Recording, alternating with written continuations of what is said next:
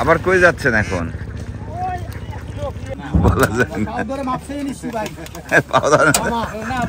না। ভাই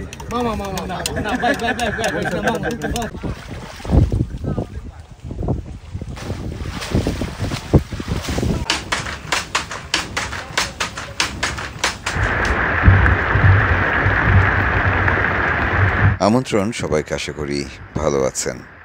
মাঝে মাঝেই বৃষ্টি হচ্ছে চলন বিলে, আবার রোদ উঠছে, আবার বৃষ্টি নামছে। বর্ষাকাল, শ্রাবণ মাসের শেষ দিকটা সম্ভবত এমনই।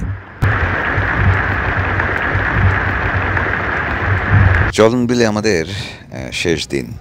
বৃষ্টি থেমে আকাশ পরিষ্কার হয়েছে, মেঘ সরছে, তীব্র বাতাস বইছে চারপাশ দিয়ে। এর মধ্যে বিকেল গড়িয়ে সন্ধ্যা নামছে। বিলের মাঝখানে করা হাঁসের খামারের হাঁসগুলো ঘরে ফিরছে।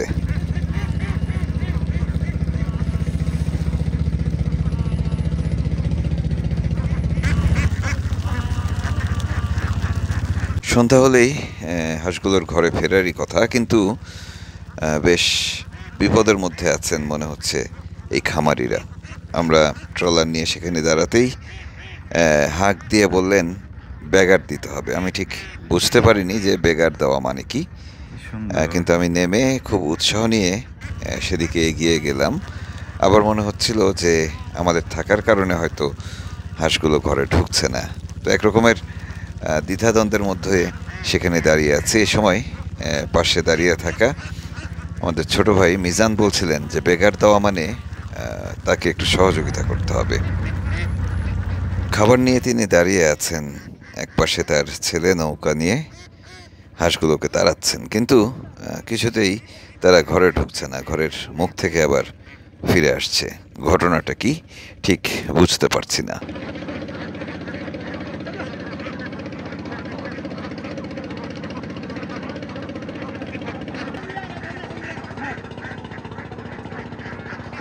খাওয়া হয়ে গেল হাঁসের? হ্যাঁ, নৌকা তো সরালো। আবার কই যাচ্ছেন এখন? উঠতে চাচ্ছে না ঘরে?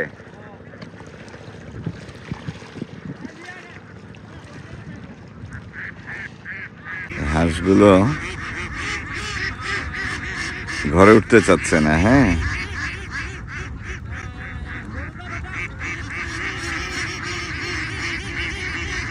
চলন বিলে যে কয়দিন ধরে ঘুরছি, যেদিকেই যাচ্ছি, ছোট মাঝারি কিংবা বড় আকারের হাঁসের খামার দেখতে পাচ্ছি। এদিকে আসলে হাঁস পালা পোষার যথেষ্ট সুযোগ রয়েছে এবং একই সঙ্গে জায়গাও রয়েছে, খাবারও রয়েছে।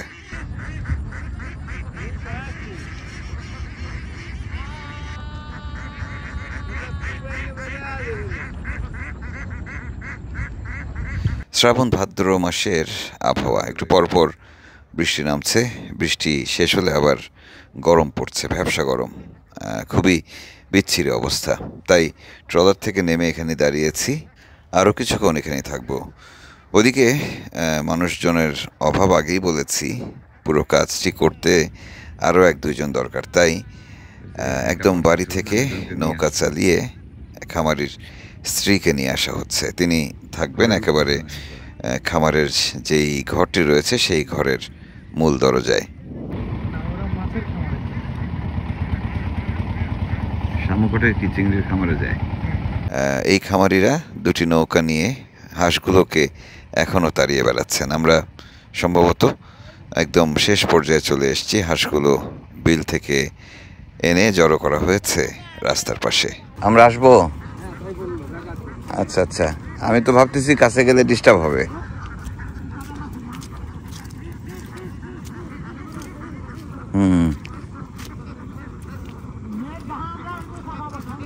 উঠতে চাচ্ছে না কাকা,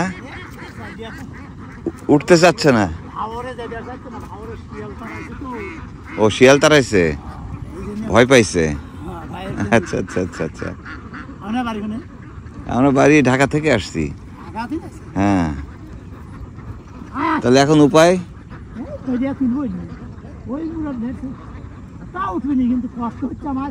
এই তা আবার এদিক যাচ্ছে ওরা, এগুলো একসাথে চাপায় তারপরে না? আচ্ছা, আমরা এদিক ব্যাট দিব নি।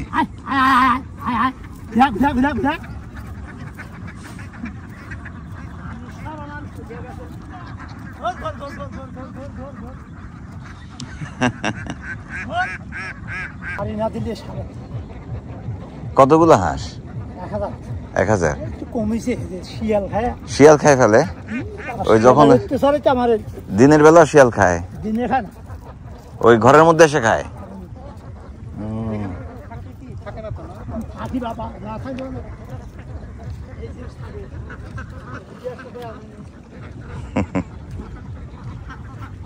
চলন বিলে আমাদের গত কয়েকদিনের সময়গুলো দারুণ কেটেছে। এক রকমের বলা যায় যে এক পরিবার হয়ে গিয়েছিলাম আমরা। এখানে যেই অঞ্চলগুলোতে ঘুরেছি, যেই গ্রামগুলোতে ঘুরেছি, তারাও আমাদের আপন করে নিয়েছেন। এখানে এসে এই খামারিদের সঙ্গে দাঁড়িয়ে গল্প করছি, তাদের সহযোগী হয়েছি, সেটিও খুব ভালো লাগছে।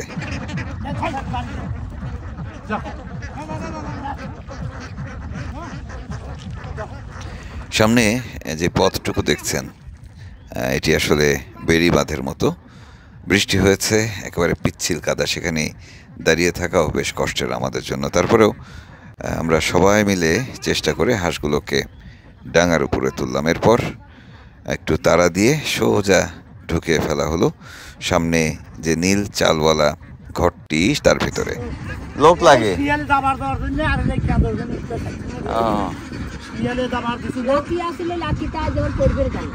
শিয়ালে দাবার দিছিল কি কালকে রাত্রে?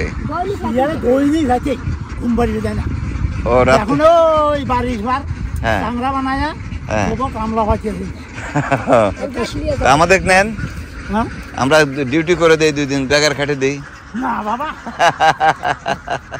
লোক পাচ্ছেন না নাকি? বুঝছি, পাহারা দেয়া লাগে 24 ঘন্টা। আমার শ্বশুরের অবস্থা ভিডিওটা ছিল তাই। ও আচ্ছা আচ্ছা, গায়ে শক্তি আছে মেলা। হ্যাঁ, 80 মনে লাউ,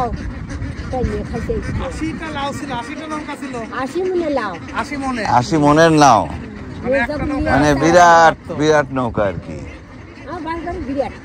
আপনার বাবার বাড়ি কোন জায়গায়? হ্যাঁ হ্যাঁ, দেবীপুর কি পাবনাতে? কোন জেলায়? ও তারা সিরাজগঞ্জে। 80 মনের লাউ ছিল, বাবা তো বড় লোক।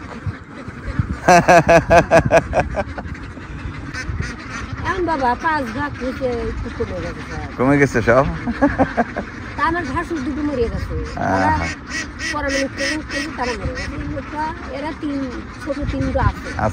চাচির সঙ্গে গল্প করছিলাম, ওদিকে দলছুট আরেকটি হাঁসের দলকে তাড়িয়ে আনা হচ্ছে। আসলে মূল ঘটনা যেটি, আগের রাতে শিয়াল আক্রমণ করেছিল সামনের ওই ঘরটিতে, সম্ভবত কয়েকটি হাঁস মেরেও নিয়ে গেছে। ফলে হাঁসেরা ভীষণ ভয় পেয়েছে, সেই কারণেই মূলত তারা ঘরে ঢুকতে চাচ্ছে না। যাই হোক, সবাই মিলে হাঁসগুলোকে তাড়িয়ে আমরা ঘরে ঢুকিয়ে দিলাম।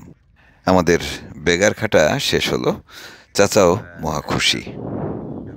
এখানে কোনো খাবার দেয় না মনে হয়, তোলার জন্য খালি খাবার খাওয়ায়। আর একটা ডিশে করে খাবার নিয়ে এখানে লোভ দেখায় নিয়ে আসে। সারা বছর তো আর এরকম না নিশ্চয়ই, আর সারা বছর এখানে হাঁস থাকেও না।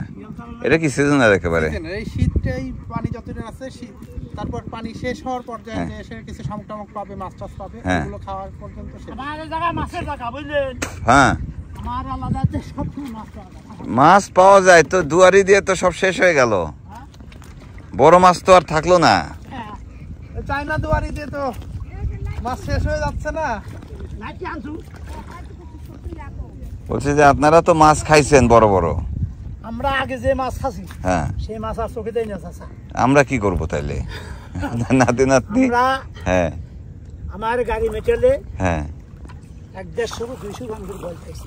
বল লুতই মাছ, আবার জিয়াল মাছ, মাছের দেশীয় মাছ, মানে কারখানা মাছের কারখানা। কিন্তু এই যে শালা দুনিয়ায় মিশিং যাচ্ছে, ওই যে দুয়ারি রিং জাল। হ্যাঁ যদি এই ধান আমন থাকলেন বুঝলে, হ্যাঁ কালিবারে দেশে মাছ আর পানি আগুন মাসে হ্যাঁ সমান থাকে।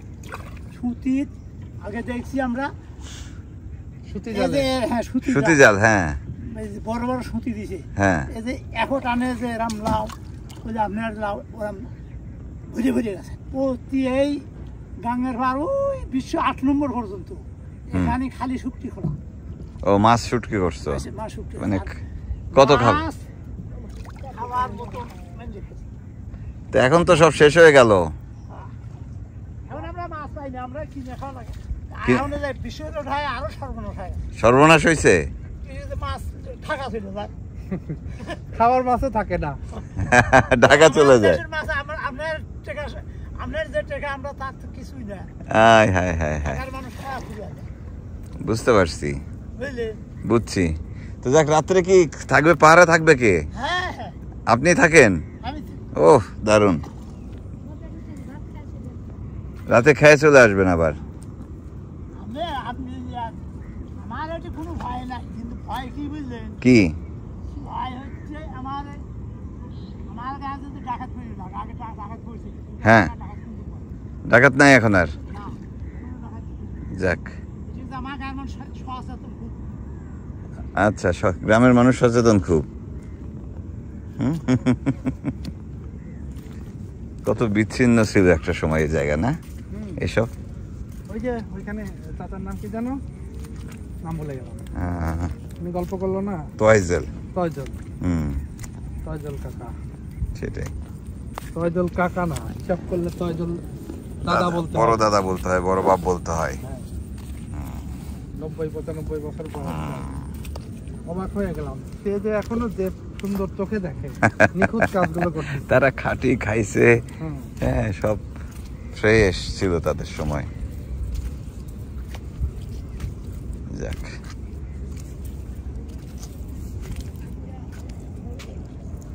ছেলে তো থেকে গেল। সন্ধ্যা হয়ে গেল, আমরা নিরাপদ জায়গায় যাব। মূলত ঝড় বৃষ্টির কারণেই নিরাপদ জায়গা খুঁজছি আমরা।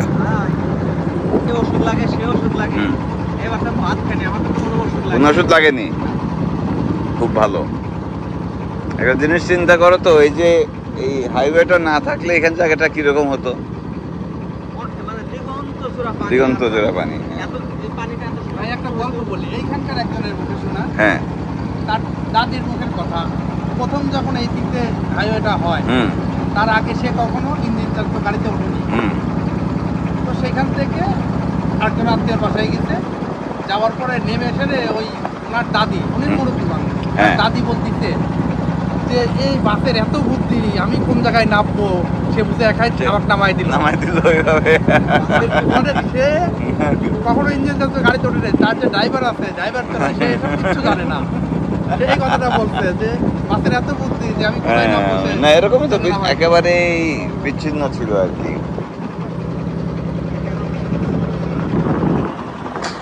যাই হোক, আমরা সন্ধ্যা নেমে গেছে, আকাশেও মেঘ, বৃষ্টি হচ্ছে কনে কনে। আমরা এখন যাচ্ছি ওই, মানে বিরতি নিব, সন্ধ্যার বিরতি নিব।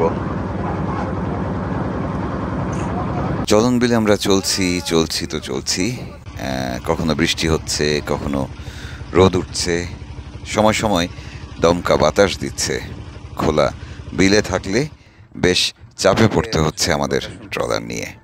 এর মধ্য দিয়ে দেখছি জেলেদের মাছ ধরা, বিলের মানুষের জীবনযাপন, সব মিলিয়ে একরকমের মিশ্র অনুভূতি নিয়ে আসলে সময়গুলো কাটছে আমার। এদিকটা বেশি আসা হয়নি বলে খুব বেশি জানা নেই, তাই এই অঞ্চলের মানুষদের নিয়ে খুব বেশি তথ্য আপনাদের দিতে পারছি না, তবে আমার ভীষণ ভালো লেগেছে। যাই হোক, এই অঞ্চলে আমাদের শেষ সন্ধ্যা আমাদের সহযাত্রীদের নিয়ে একটি জায়গায় নোঙর করেছি, রাতের খাওয়া দাওয়াও সেরে নিচ্ছি এখানেই। এই সাবধান সাবধান সাবধান সাবধান সাবধান, এই এখানে এখানে পিছলা রে স্যান্ডেলটা, হ্যাঁ স্যান্ডেল এখানে খুলে ফেলতে হবে আমার, দেখি। কয়েকদিনের সফরে সবাই ক্লান্ত পরিশ্রান্ত, তাই রাতের খাওয়া দাওয়ার পর একটু বসেছিলাম গল্প করতে, কিন্তু কেউই আসলে বসে থাকতে পারলাম না, ঘুমিয়ে পড়লাম। এক ঘুমেই রাত পার। কেউ খায় না।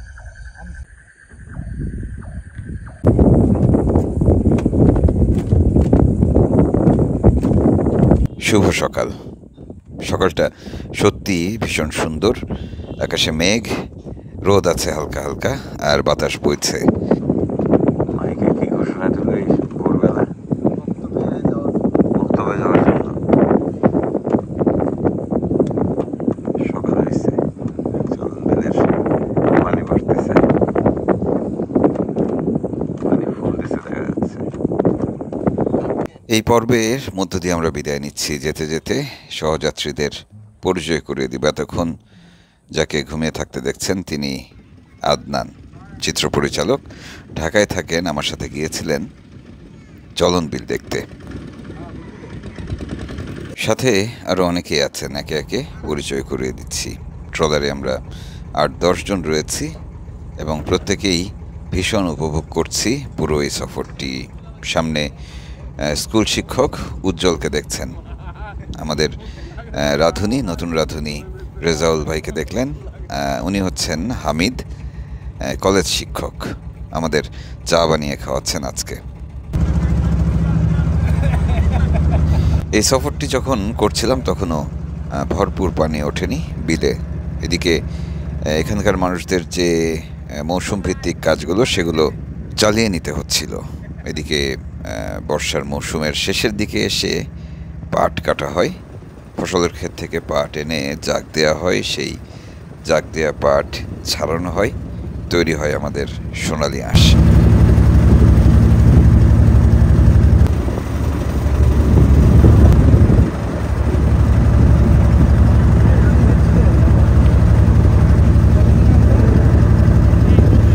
থেমে থেমে বৃষ্টি, বাতাস, ঝড় ঝাপটা, এর মধ্য দিয়ে চলছে এই অঞ্চলের মানুষের জীবন।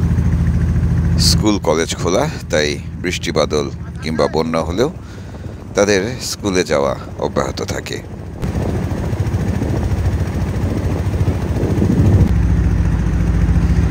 এদিকের বাচ্চারা বেশ ঝুঁকি নিয়ে স্কুলে যাওয়া আসা করে, বিষয়টি দেখতে একদমই ভালো লাগছে না।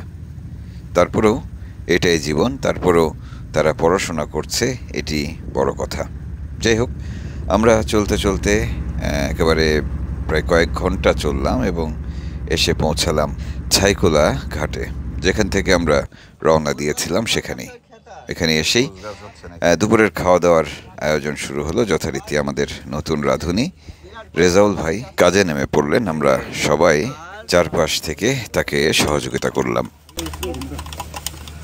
এবারে ঠিক মতো গান শুনে মজা হলো না এবারে, কিন্তু গান হবে সুন্দরবনে যে গান হবে, সুন্দরবনের গান হবে। আর পানি বাড়তেছে, এদিকেও একবার গান হওয়া দরকার, আরেকবার নাকি মামু? ও মামু, মামু সামনের বার কি আমাদের সাথে যাবেন? না করলেন তো আর আসবেন না কোনোদিন। ওরে বাবা, হাত পা ধরা লাগবে নাকি বলে। ছোট ভাই মিজান পরে যোগ দিয়েছেন, তবে দারুণ ভাবে সবার সাথে মিলেমিশে কাজ করেছেন। ওদিকে আমাদের লিটন আছেন, সেলিম মামা আছেন, বেলায়েত সর্দার আছেন, আর আছেন আমার খুবই প্রিয় ছোট ভাই মুন্সি এনায়েত, যাকে সবসময় আমরা মুন্সি বলেই ডাকি। অসাধারণ একটি সফর করলাম আমরা গত কয়েকদিন ধরে।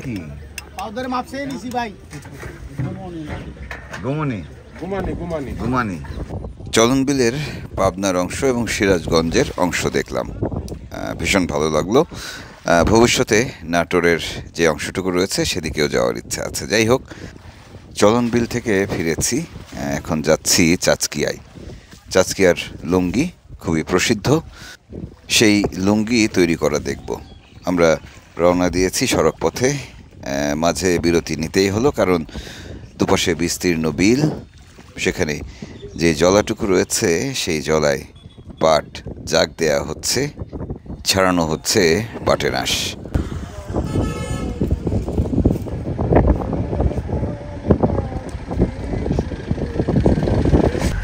সামনে যে নদীটি দেখছেন সেই নদীর নাম সম্ভবত সুতা, যে কারণে এই বিলটিকে সুতার বিল বলা হয়।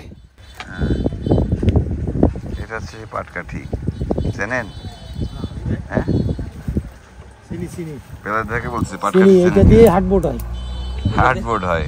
পানের বরজের দেয়, পানের বরজের যে পান লাগায় দেয়, মানে যে গাছে যেটা পান গাছ ওঠে আর কি। এই যে সোনালি আঁশ, দেখেন আমাদের দেশের সম্পদ। সোনালি আঁশ। আর এই সম্পদ তৈরি করতে বা রেডি করতে কি পরিমাণ পরিশ্রম ব্যয় হচ্ছে সেটা দেখেন।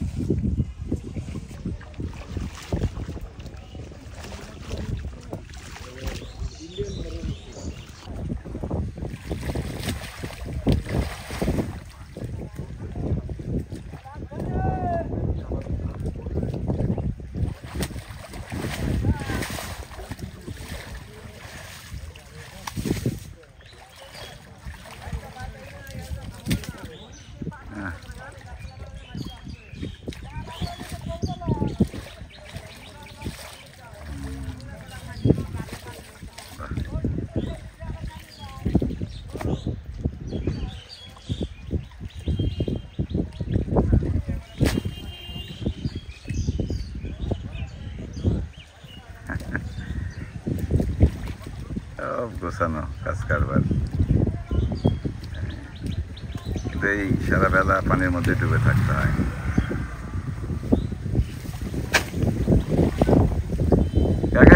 সারা বেলা তো পানির মধ্যে থাকেন, শুরু করেন কয়টায়?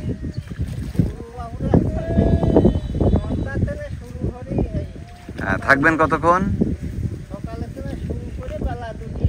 দুইটি। আচ্ছা, করে তারপরে গোসল করে খাওয়া দাওয়া। বিকেলে আর নামেন না, মানে বিকালবেলা আর নামেন না? আচ্ছা আচ্ছা।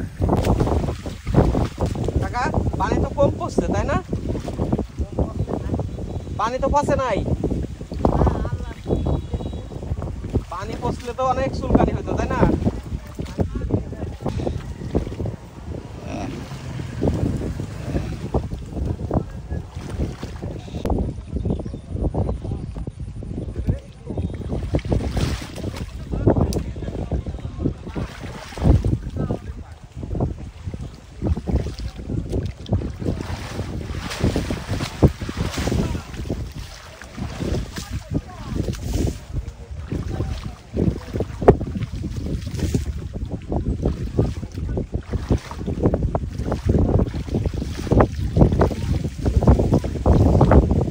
আপনাদের ওদিক তো হয় না পাট?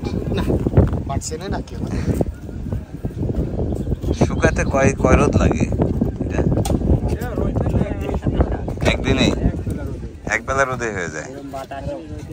আচ্ছা, এইটা বাড়ি নিয়ে আবার খুলে দেবে। এইটা আবার 3টা দিয়ে একটা আটি হবে। এইটা দিয়ে আবার 3টা একসাথে বাঁধবে। আবার কিন্তু এই যে সামনে তো আমার বৃষ্টি আছে, হ্যাঁ, এই আগামী 2-3 দিন পরে বড় বৃষ্টি আছে, খুব বড় বৃষ্টি। এইভাবে মানে রাখা যায় 7-8 দিন, কোনো কয়েকদিন চলবে আর কি, 3-4 দিন 5 দিন চলবে, তারপরে আবার ক্লিয়ার। এই যে মেঘ জমতেছে না, দেখেন এই জমতেছে, মনে করেন দক্ষিণ থেকে বৃষ্টি শুরু হবে, প্রতিদিন আগাতে আগাতে এই পর্যন্ত আসবে। তাতে ধরেন আমার কাছে মনে হচ্ছে আরো 3 দিন, 2 থেকে 3 দিন ওই সাগরের নিম্নচাপ আছে আর কি। পাট এইভাবে শুলে রাখলে কোনো সমস্যা নাই, বরং কিছু কিছু সময় আমরা যা করতাম, পাট এইভাবে শুলে কয়েকদিন রাখলে অথবা খ্যার দিয়ে ডেকে রাখলে একটু লালটে রং হয়, তারপর তাতে আরো বেশি দাম পাওয়া যায়। এখন আর ওই চোখে দেখা না, দাদার শাস্ত্র আর কেউ মানে না, দাদার শাস্ত্র মানে না এখন আর। এখন শাস্ত্র কি? এখন এই অবস্থা নিলে সকালে পরে রং আরো ভালো হয়। আচ্ছা, ওই সেই লাল রংটা নেই না এখন। এই পাটের জাত কি আগেরটাই আছে নাকি এখন হাইব্রিড পাট? না, হাইব্রিড একদম করেছিল, করছিল, আপনারা করেন না?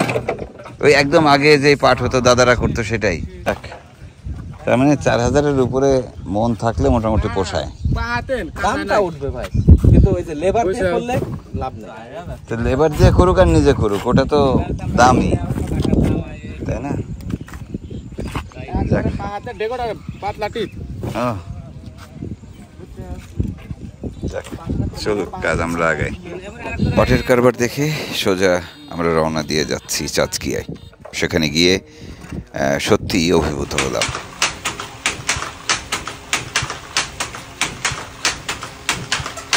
হাতে তাঁতের কাজ করছেন এখানকার তাঁত শিল্পীরা। অসম্ভব সুন্দর একটি দৃশ্য ছন্দে ছন্দে তৈরি হচ্ছে।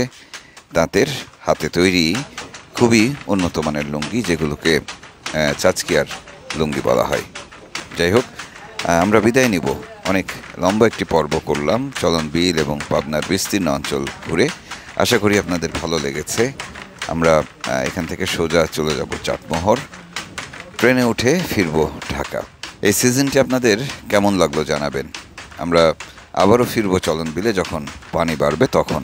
আর এর বাইরে আরেকটি সিরিজ নিয়ে আপনাদের সামনে এসে হাজির হব। পদ্মা যমুনার চরে নতুন স্বপ্নের বীজ বুনেছি আমরা। নতুন সিরিজটি হবে সেই বিষয়ে। বিদায় নিচ্ছি, খুব শিগগিরই দেখা হবে আবার।